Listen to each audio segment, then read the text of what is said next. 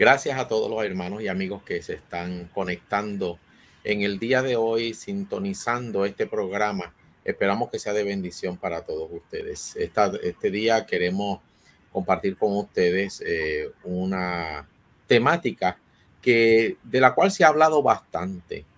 No es una parábola que no sea muy conocida, al contrario, la conoce, habla acerca de ella, pero quisiéramos hoy tratar de dar un enfoque un tanto distinto en términos de la interpretación que hemos dado muchas veces a esta parábola. Jesús habló en un momento determinado de su historia cuando él prácticamente está comenzando su ministerio. Y él le habla al pueblo dando aquel famoso discurso que él dio, el Sermón de la Montaña. Me llama la atención porque en el libro de Lucas, que es el que vamos a estar citando hoy, aunque no es el único que presenta esta parábola, pero es el que vamos a estar citando en el día de hoy. Jesús comienza hablando de una parábola donde él compara la vida espiritual con alguien que está en un proceso de construcción de una vivienda, de una casa, ¿verdad? En Lucas capítulo 6, Jesús comienza haciendo una pregunta que es quizás una de las partes que más me llama la atención de esta parábola, porque Jesús comienza diciendo: ¿por qué ustedes me llaman Señor, Señor, y no hacen lo que yo les digo?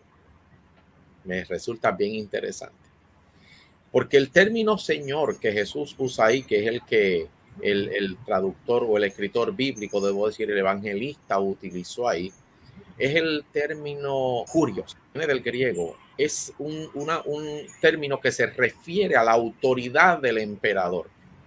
El emperador en Roma era considerado un dios prácticamente porque se le atribuían, valga la redundancia, atributos divinos. Al emperador se le reconocía autoridad absoluta en todas las cosas.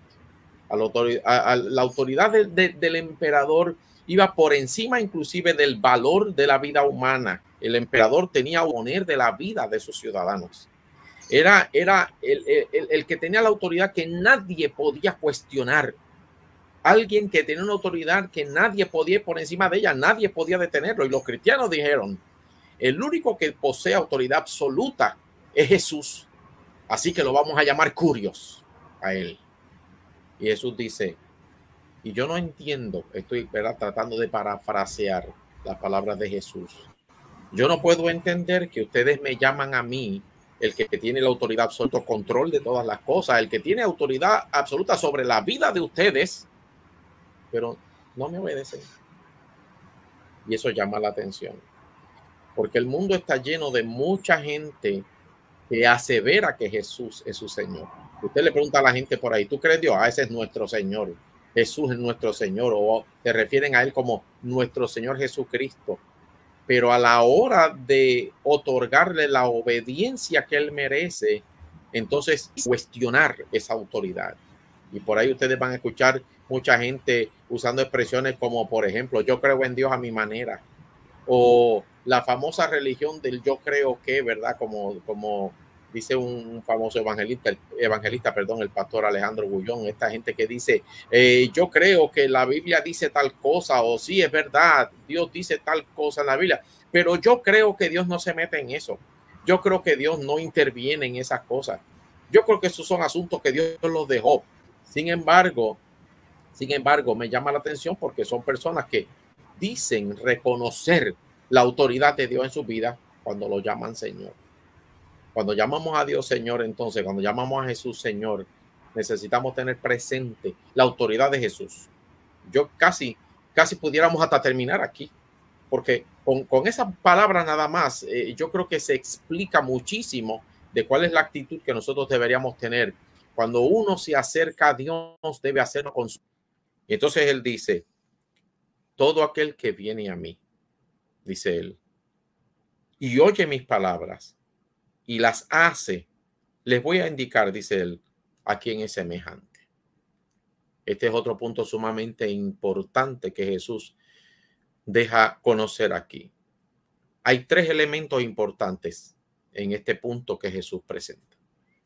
En primer lugar, Jesús dice, todo aquel que viene a mí implica una intención. Hay intencionalidad al venir a él. No es un contacto casual. Jesús no está hablando de aquel que pasó cerca de mí, aquel que de alguna manera se tropezó conmigo. No, no. Jesús está hablando de alguien que tuvo una intención de venir a él, cuya intención deliberada fue venir a Jesús. Aquel que viene a mí, dice él, todo aquel que viene a mí. Aquel que viene a mí con una de establecer una relación conmigo. Cuando uno se acerca a Jesús, debe haber la intención de una relación con él. De lo contrario, ese acercamiento es un acercamiento casual. Es un acercamiento que no tiene un propósito definido. Jesús dice, el que viene a mí. Y lo segundo que dice es, y escucha mis palabras. El que escucha mis palabras. De igual manera, esta expresión escucha es una expresión que implica la intención de oír. Pasamos por la calle y pasa un camión y hace ruido. Y a veces estamos tan acostumbrados al ruido de la calle que ni nos dimos cuenta del ruido de ese camión. Vamos por algún lugar caminando y hay pajaritos cantando y nosotros no los escuchamos. Y a veces a ustedes les ha pasado seguramente, a todos en algún momento, nos hemos sentado en algún lugar donde hay alguien hablando y sabemos que esa persona está hablando, pero no estamos prestando atención. Eso ha pasado ya con la televisión o con cualquier otra cosa. Entonces, cuando Jesús habla de escuchar, Jesús está hablando de la intencionalidad también, de la intención de prestar atención a lo que él tiene que decir.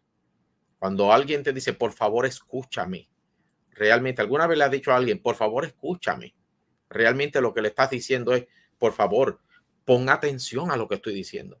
Presta atención a lo que estoy diciendo. Y no solamente esta persona viene a él con la intención de tener una relación personal con él, pero presta oído a su palabra, pero también la pone en práctica, la ejecuta.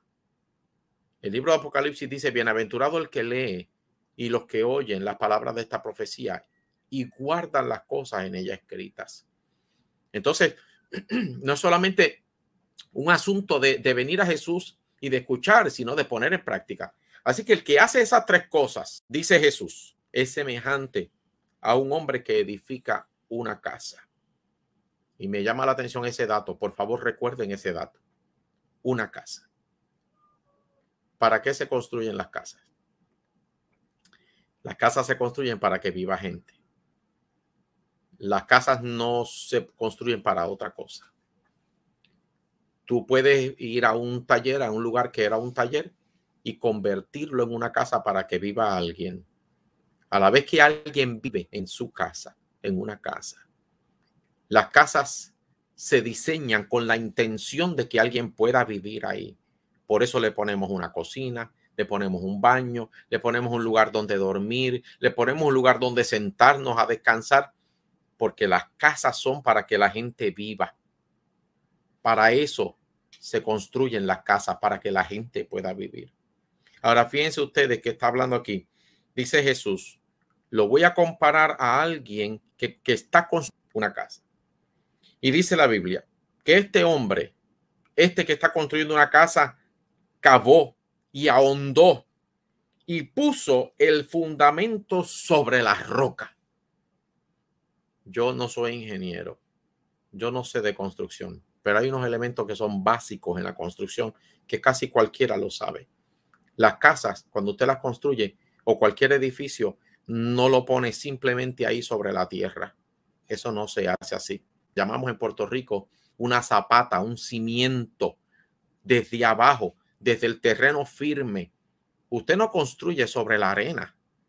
Tiene que buscar un cimiento firme. Usted no construye simplemente sobre la tierra. Tiene que cavar, tiene que ahondar para que el cimiento sea firme. Y entonces hay que dice Jesús, y cuando encontró la roca, cuando llegó hasta la roca, entonces ahí puso su cimiento. Y después que hizo esa casa, con ímpetu, con fuerza. Si hay algo que tiene fuerza, es el agua. Yo me quedo sorprendido.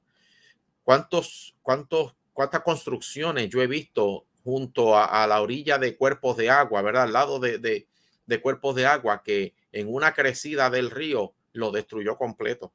Edificios sólidos en cemento, con varilla, con piedra, con hormigón, pero no tenía una base firme.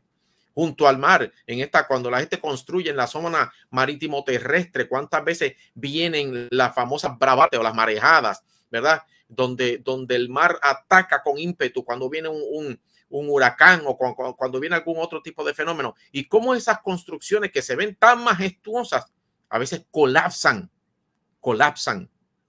porque el agua tiene un poder extraordinario. Y dice Jesús que cuando ese río vino con ímpetu, y ustedes saben ya lo que representan esas aguas crecidas, esa agua que golpea con ímpetu, las pruebas de la vida, las dificultades con la familia, cuando se pierde el trabajo, cuando se rompe el matrimonio, cuando el hijo está en situaciones de salud o en drogas, o todas estas situaciones que pasan en el diario vivir, no es nada nuevo, pero son ríos que golpean constantemente la estabilidad espiritual de las personas. Nos afecta grandemente cuando estas cosas pasan.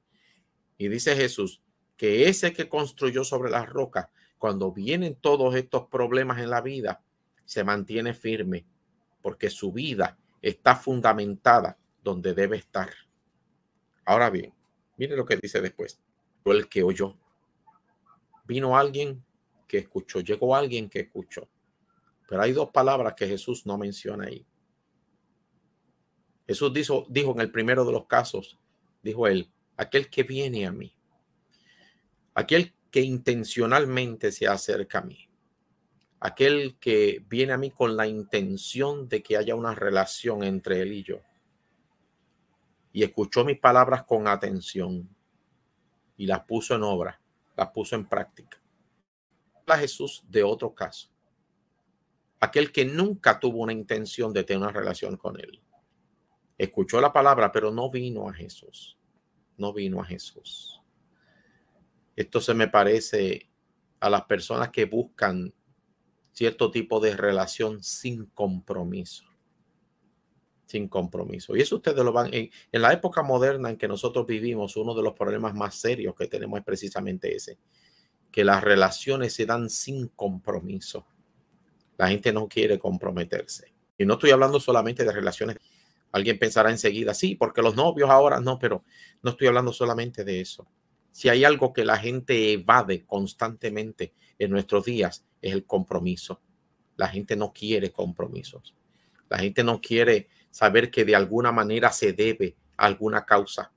La gente no quiere reconocer que de alguna manera se deben a algún proyecto, se deben a alguna persona, se deben a algún familiar. La gente no quiere pensar en eso. La gente no quiere pensar que hay algo que los hará, que hay algo que promete. Y Jesús dice, hay gente que oye, pero no quiere un compromiso. Y yo quiero decirte, mi querido hermano, que cuando tú, en lo que a Jesús respecta, todos tenemos un compromiso, todos. Pero hay gente que no quiere venir a Jesús para no tener un compromiso. Y ese compromiso es importantísimo en la vida. Porque aquel que oye la palabra de Dios, la escuchó, pero no tiene la intención de relacionarse con Jesús, no va a poder poner en práctica la palabra. Entonces dice Jesús, aquel que oyó la palabra, pero no hizo lo que yo le dije, me llamó Señor, me llamó, tú eres mi Señor, ¿verdad? Pero sin compromiso, sin compromiso. Y volviendo al mismo ejemplo que puse hace un ratito, también aplica a las relaciones de pareja, ¿verdad? Esta es mi novia, pero no hablemos de matrimonio. Este es mi novio, pero no hablemos de compartir una vida juntos, porque no hay compromiso. Entonces no hay que le toca en términos de su relación con Jesús. Dice él, miren ustedes ahora, ¿se acuerdan que le dije hace un rato? Recuerden este dato, esta palabra, una casa, ¿recuerdan eso? Dice, lo compararé al hombre que edificó su casa. ¿Cuál es la diferencia entre edificar una casa y edificar su casa? Bueno, si yo fuera un contratista que se dedica a construir casas y estoy construyendo una casa, probablemente esa casa no es para mí. Estoy construyendo una casa para un cliente, para que alguien más viva en ella. Pero cuando construyo mi casa, pero mira lo que dice Jesús. Aquel que construyó su propia casa y la edificó sin fundamento. El que quiere vivir una vida sin compromiso con Dios, construye su propia casa bajo sus propias ideas, bajo sus propias convicciones, bajo sus propias maneras de pensar y de ver el mundo y su visión de mundo, pero no cuenta con la aprobación de Dios y no necesita la aprobación de Dios en su vida. Entonces, quiere vivir la vida como él cree que es correcto, no como Dios dice que es correcto. Alguien dijo, ¿verdad? El poeta dijo, caminante no hay camino, se hace camino al andar, pero yo te tengo una noticia, hermano mío. Sí hay camino. El camino por el cual debemos andar lo estableció Jesús. No es mi propio camino. No es el camino que yo hago, no es el camino que yo creo que la vida en Cristo se vive no conforme a lo que yo pienso que es correcto, pero a lo que Jesús dice que es correcto, a lo que Él quiere de nosotros. Y dice, lo comparo a ese hombre, dice Jesús, que construyó su casa, pero la construyó sin fundamento. Y también vino el río. Porque yo le tengo que decir algo. A los que le sirven a Dios, la vida muchas veces los impacta con mucha fuerza. Y al que no le sirve también. Esto no es cuestión de si a los que le sirven a Dios, a todos nos pasan situaciones así. La diferencia es que cuando esta casa recibe el embate, recibe el golpe de esta inundación, no pudo resistir. No pudo resistir. Porque no hay alma más débil. Escucha esto, hermano mío. No hay alma más débil que la que se aparta de Dios. No hay alma más frágil que la que se aparta de Dios. Tú pensarás que tú puedes vivir sin Dios. Tú pensarás que tú no necesitas a Dios en tu vida. Pero la noticia que te tengo es que cuanto más lejos vivas de Dios, más frágil será tu vida espiritual. Más frágil serás tú, más frágil será tu familia, más frágil será tu estabilidad. Menciona esto. ¿Qué dice Jesús? El apóstol Pablo, hablando de este asunto en el libro de Efesios, él establece algo que me parece maravilloso, porque pareciera que Pablo se sentó con Jesús a hablar de esta parábola y dijo, Jesús, yo les voy a explicar otra parte de esta parábola a tus hijos. En el capítulo 2 de Efesios presenta el apóstol Pablo una información sumamente importante. Ustedes saben que los efesios no eran judíos, obviamente, eran ingleses. Y había un problema, y es que los efesios de alguna manera quizás pensaban, sentían que ya no eran o que no eran parte de la familia de Dios porque no eran judíos, sino que eran gentiles.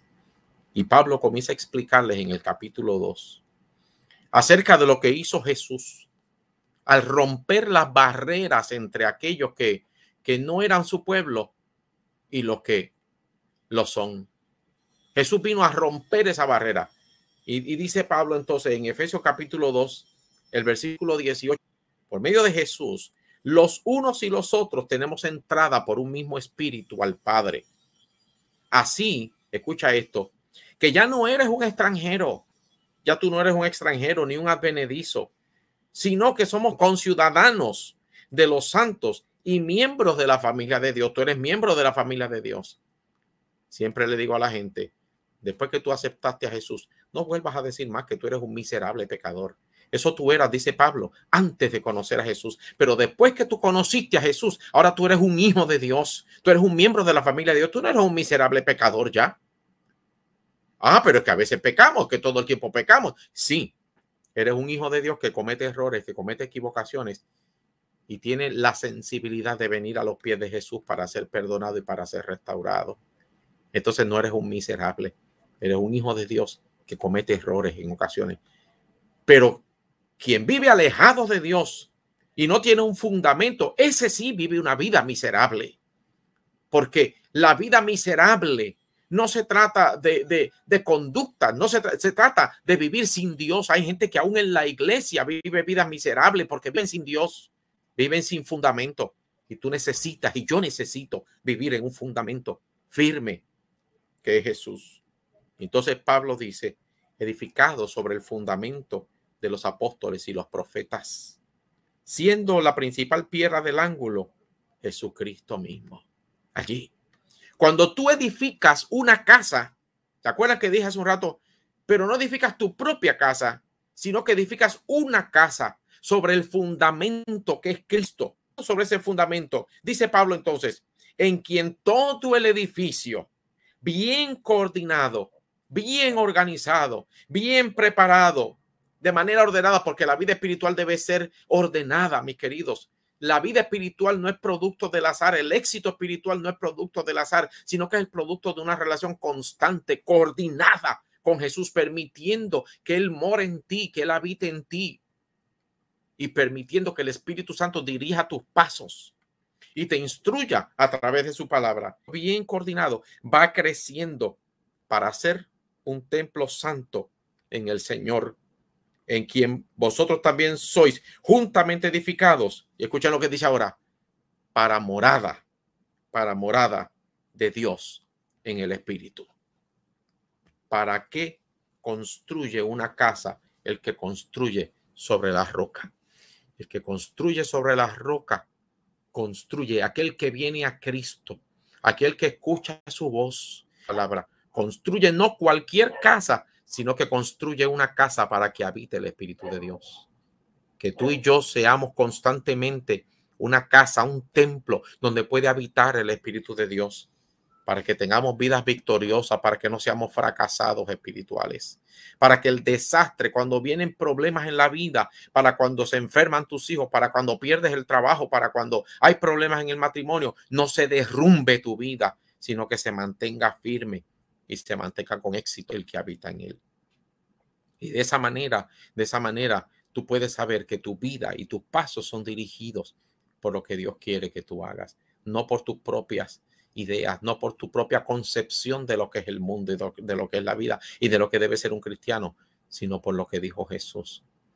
Si vienes a Jesús con esa intención de relacionarte con Él y prestas oído a su palabra, prestas oído a lo que Él tiene que decir y lo pones por obra, porque lo dice Jesús, que de ahí en adelante tu vida va a ser firme porque estás fundamentado con tus pies parados sobre la roca que es Cristo Jesús. Y nadie que pone sus pies sobre Cristo va a caer, porque Cristo es su fundamento. Que Dios te ayude, mi querido amigo. Que Dios te ayude, mi querido hermano, a cada uno de nosotros, para que Jesús sea la base firme sobre la cual coloquemos nuestros pies. Dios te bendiga.